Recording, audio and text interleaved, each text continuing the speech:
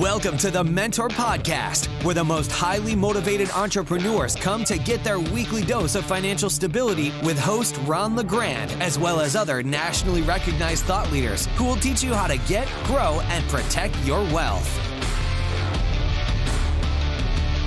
Hello, everybody. This is Ron LeGrand, and welcome to this call. This is a call I know you've been waiting on. On the other line, I have Gene Simmons. Yeah, the real one, the one with the makeup and the long tongue. And I've been assigned by my staff to ask him a bunch of questions, and I've got these questions in my hand, but frankly, I don't like many of them, so I'm just going to make up my own. And if Gene don't like them, he's going to tell me to shut up and move on. So here we go. Let's get all of them out of them that we can. Gene, welcome. It's a pleasure. It's an honor to be on the phone with you, sir. Nice of you to say so. All right. Let's start with some business stuff. So you are a world-renowned entrepreneur and marketer and brander. How many businesses do you currently operate today? Right under 20. We have, we're starting 2 family offices.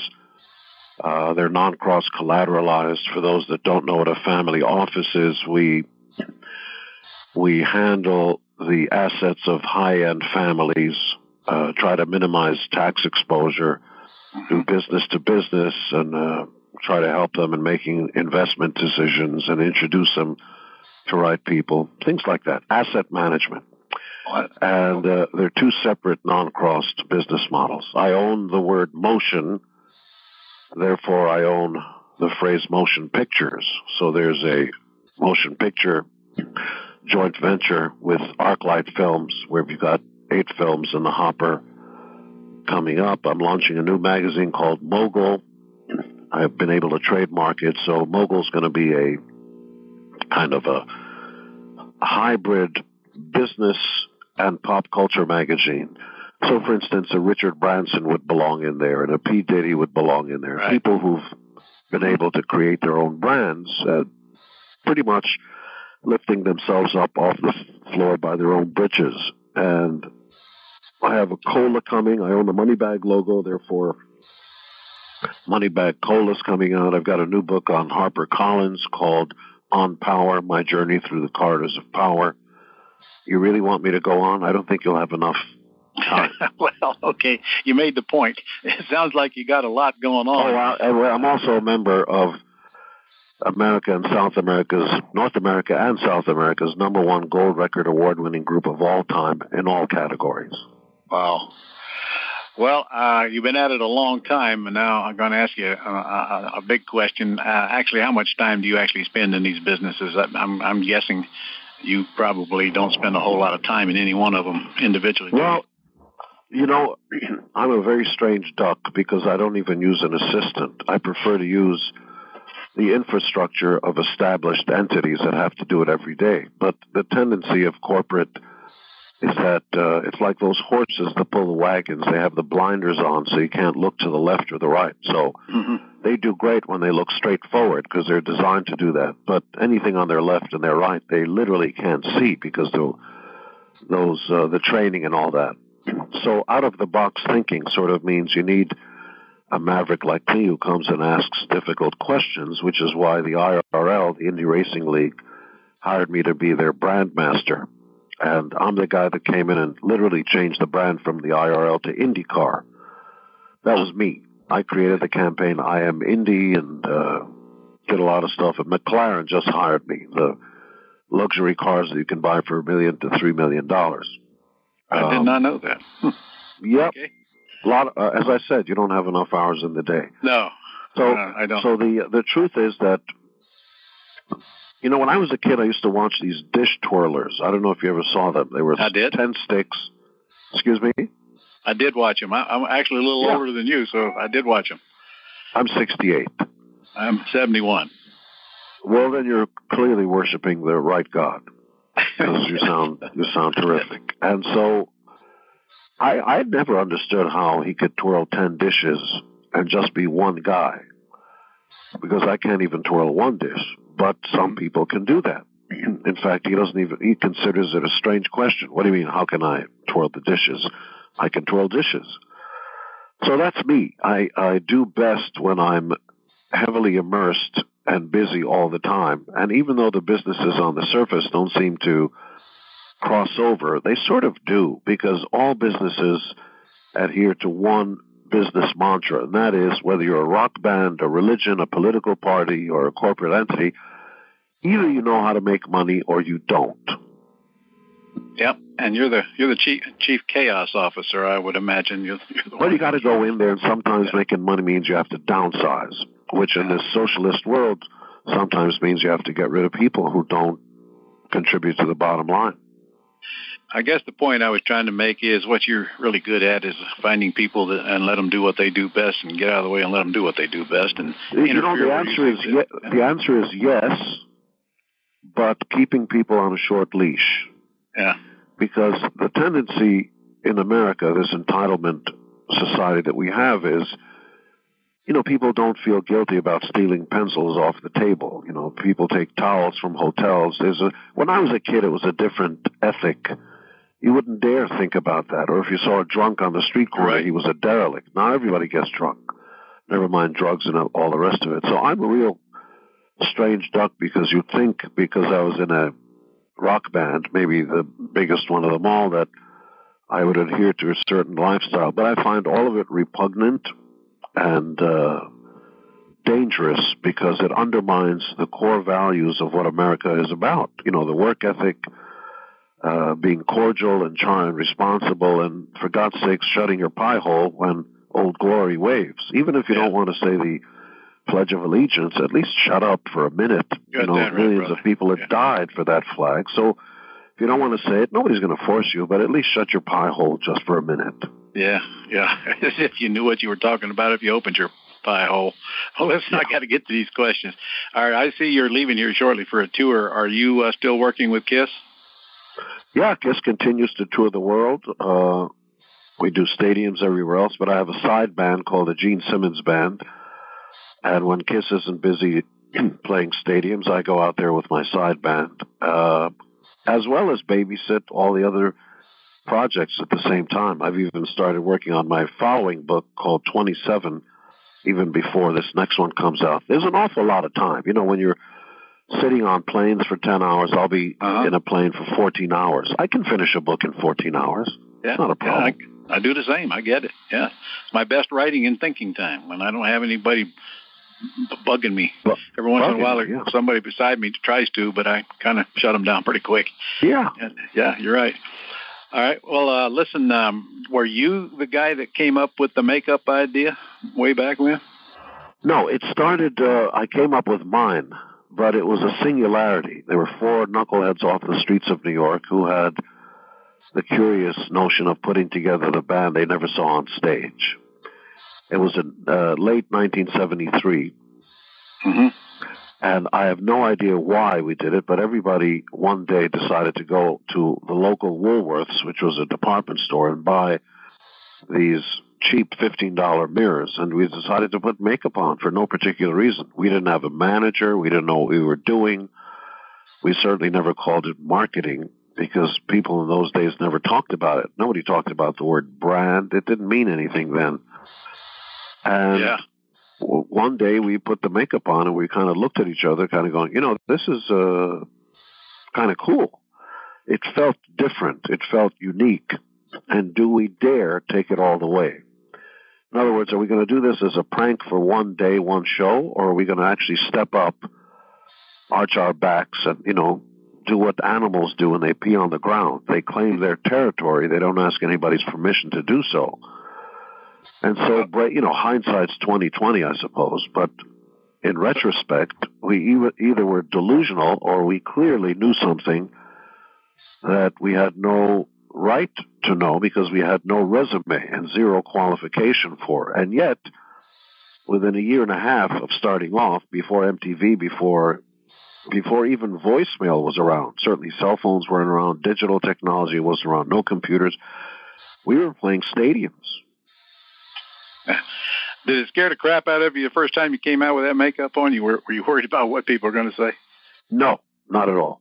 No. As long as there were chicks there and you were getting paid, there's no negative. Especially the chick part, huh? Well, I am The male of the species, yes. Okay. All right. And, in the good book that my people gave the rest of the world, it says, spread thy seed. We're just doing the Lord's work. Right. All right. If you say so, I'll make a note here. Okay. I bet you didn't ever even imagine that it would become the worldwide phenomenon that it is now, did you? Well, I told you I used the word delusional before. I think it's fair to say when you and I and everybody else dreams, you dream without limitations. We dream that we can fly. We dream we're the kings of the world. But even the scary part is scarier than real life. Mostly, because there are some real-life things that are scarier than anything. But the answer to your question is, no, actually, I imagine this. In fact, if anything, I imagine bigger. And I'm not done yet. I want to do bigger. And, if you're a real champion and you're the fastest human being on two legs, when the cameras go away and the chicks are leaving their lipstick marks on your face and you get up at the crack of dawn and you're all alone, are you going to put on a pair of shorts and try to break your own record? If you do, you're a champion. Mm-hmm. If you're not, then you're just following some kind of award or something. Because the best champion is always in competition, invariably and inevitably, in other big words like gymnasium, with himself. Yeah. That's your biggest competitor. Can I wake up tomorrow and be a more effective, better person than when I was yesterday? And if you are, and if you're willing to work for it, then you're a champion.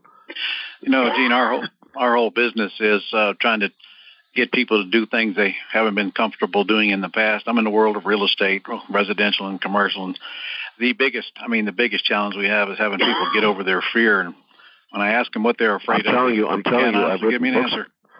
I'm telling you, I've written quite a number of books, and I do corporate speaking events and self-esteem speeches and stuff.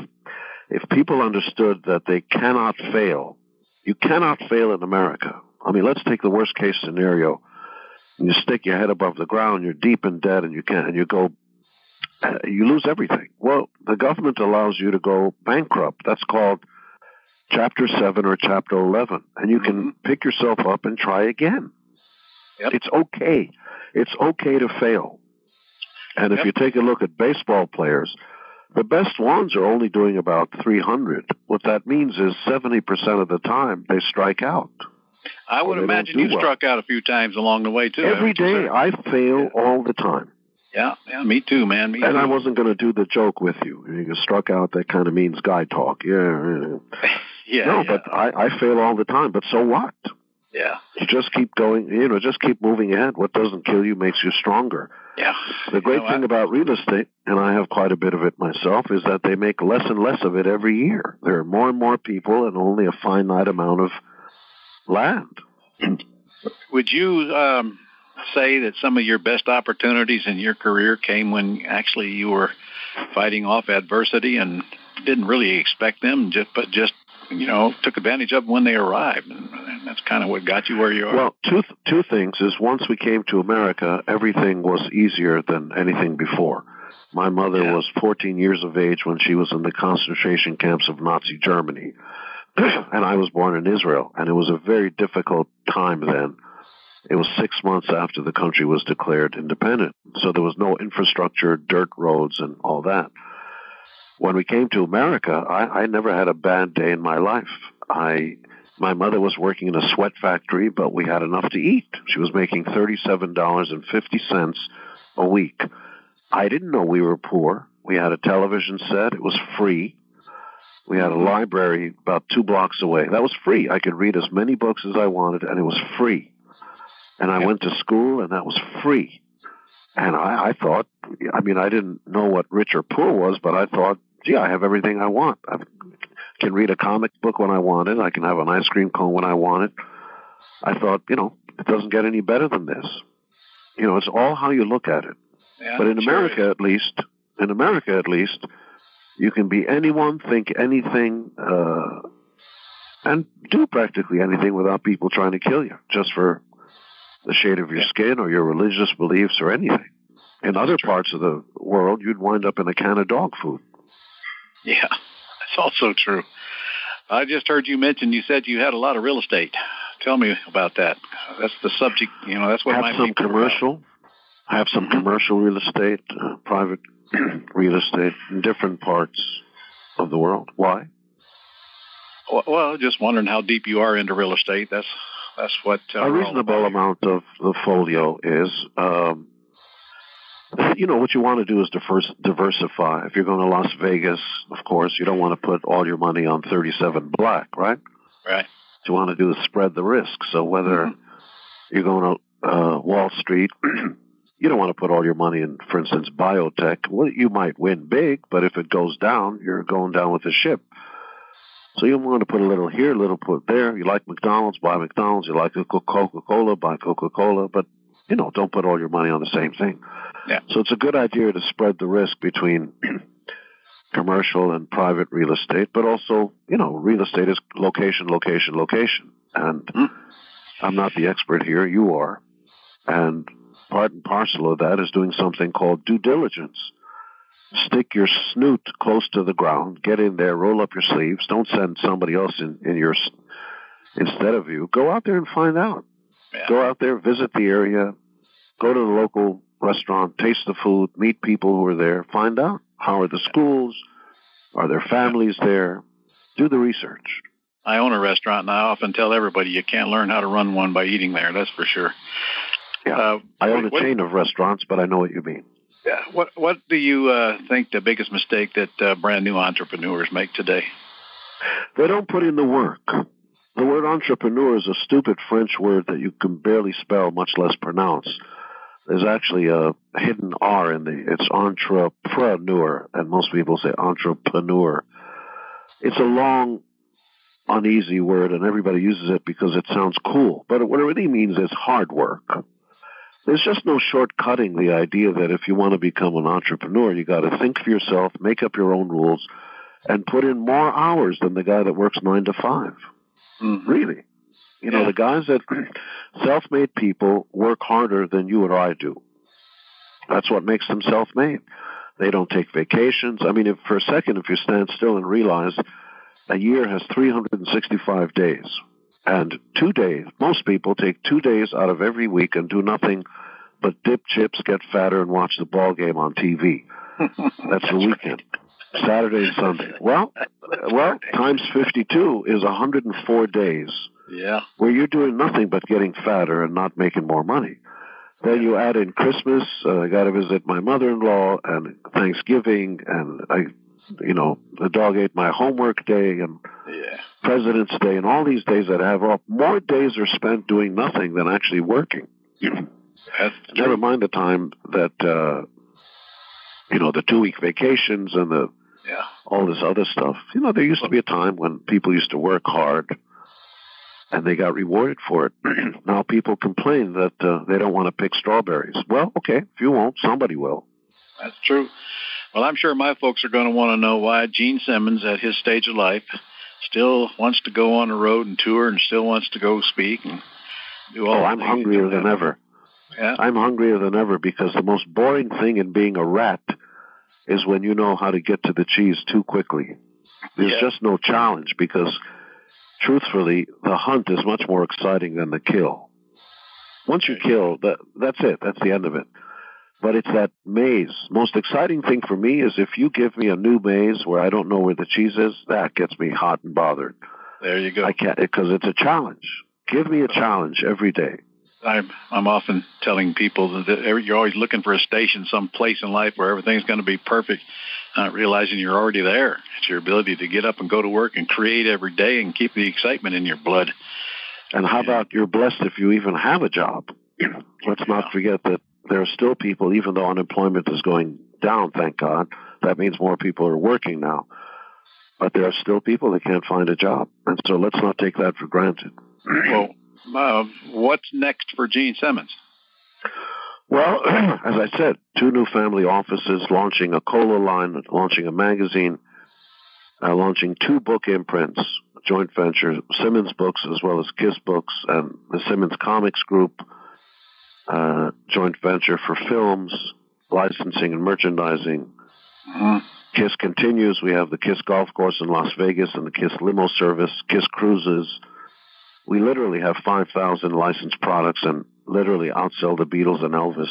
I'm light on my feet because I'm so passionate about and how lucky I am to be living in America. For me, it's easy. Just open the door and I will tell you about the wonders that made me possible. And it's called America. And what I do often when I do events by myself is half the time I tell people about my journey. How did I wind up here? How did I learn how to speak English better than the people who were born here? How I eventually wound up teaching 6th grade in Spanish Harlem, and how English was my 4th language, not my 1st. And that anybody really can do anything if they put their mind to it. Well, really what it means, put your backbone into it. You got to work for it. And people just need to be taken by the scruff of the neck, and you got to shake him just to make him realize, look, when you were a little kid, your mom used to put 25 cents in your sweaty little paws for doing nothing. That's not how life works. You can't put your hand out and expect money to appear there. You're going to get calluses before a quarter appears in your hand. You got to go out there and work it.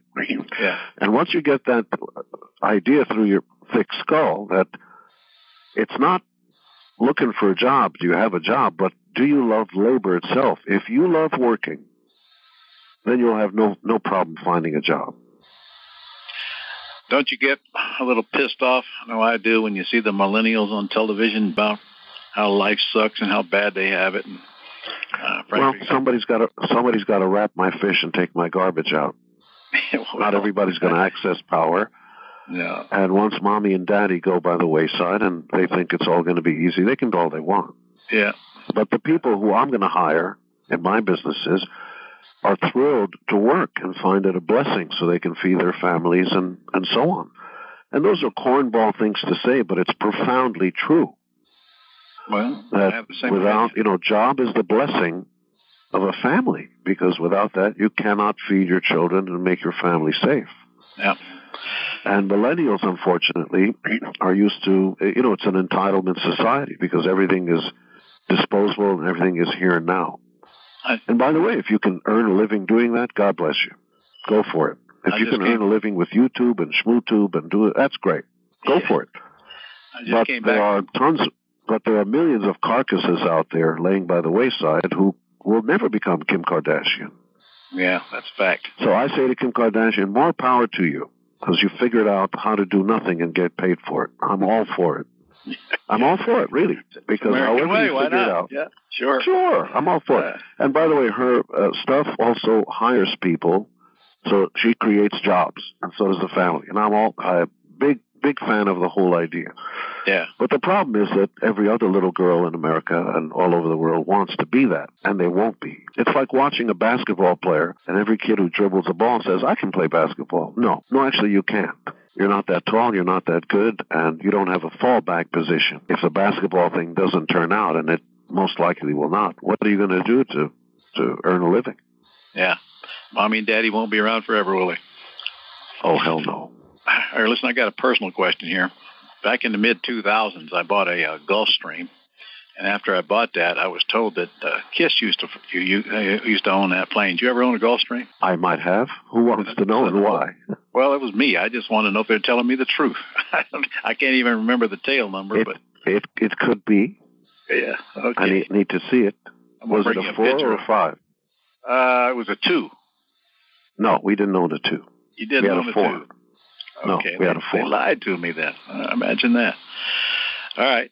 Well, I'm going to let you go. I got one other thing, though. I believe, and I don't know this for sure, but I believe that my tongue is longer than yours. And well, young man, it's not the length of it. It's whether or not it has a spin and dry cycle and can whip up a good goddamn froth.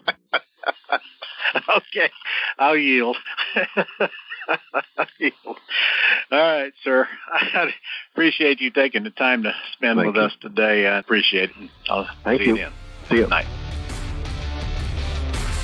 That's all for this edition of the Mentor Podcast. To connect with Ron and learn how you can attain financial freedom, as well as up-to-date strategies to grow and protect your wealth based on today's discussion, go to www.connectwiththementor.com.